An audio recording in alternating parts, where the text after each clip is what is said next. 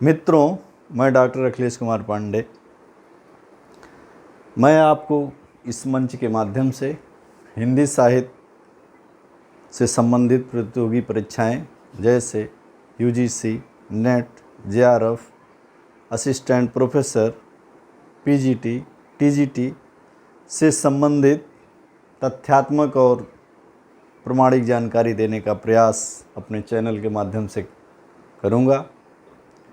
हमारे साथ कुछ हमारे सहयोगी मित्र भी हैं जो कि आपको बहुत अच्छी जानकारी देने का प्रयास करेंगे और हमारा निवेदन है कि आप लोग इस चैनल से जुड़िए और अपने लक्ष्य को अंतिम परिणाम तक पहुंचाइए।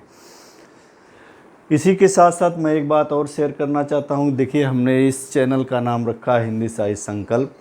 वहाँ पे हमने एक शब्द संकल्प जोड़ा है और संकल्प इसलिए जोड़ा कि संकल्प शब्द का बहुत माने होता है। ये बहुत मजबूत शब्द है क्योंकि बिना संकल्प के आदमी अपने काम को सही अंजाम तक पहुंचा नहीं सकता। अगर आप संकल्पित नहीं हैं तो आप काम आधा अधूरा करके इधर उधर करके छोड़ छाड़ देते हैं।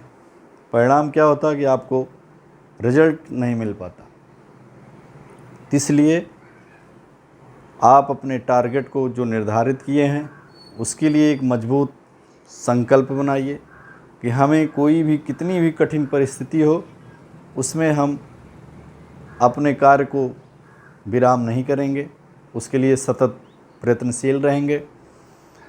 और अगर ऐसा आप करते हैं तो निश्चित रूप से आप अपने उद्देश्य में सफल होंगे। इन्हीं बातों के साथ मैं एक बात और कहना चाहता हूँ। जैसे एक भ्रम फैला हुआ है कि टीचर बहुत अच्छा होना चाहिए, बहुत जानकार होना चाहिए, बहुत ब्रिलियंट होना चाहिए और लोग इस तरह से जो है भ्रम में घूमते रहते हैं। हमारे समझ से ऐसी बात नहीं है।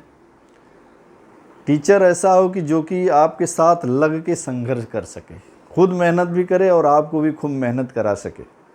कम अगर ज्ञान है टीचर को तब भी अगर वो इस तरह से प्रयास करता है तो उसका परिणाम ज़्यादा सकारात्मक होता अन्य की अपेक्षा।